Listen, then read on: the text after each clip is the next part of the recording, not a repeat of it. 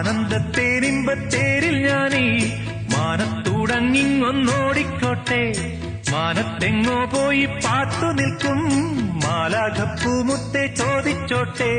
പൂങ്കവിഴ്ക്കിളുന്നിൽ നീ പണ്ടു തേച്ച ചാന്തിനാൽ എന്നുണ്ണിക്കൻ ചൊല്ലും കണ്ണും പെട്ടുണ്ടാകും ദോഷം മാറുമോ? ഓലത്തുമ്പത്തിരുന്നുയലാടും ചെല്ലപ്പൈങ്കിളി എന്റെ ബാലഗോപാലനെ എണ്ണ തേപ്പിക്കുമ്പം പാടടി.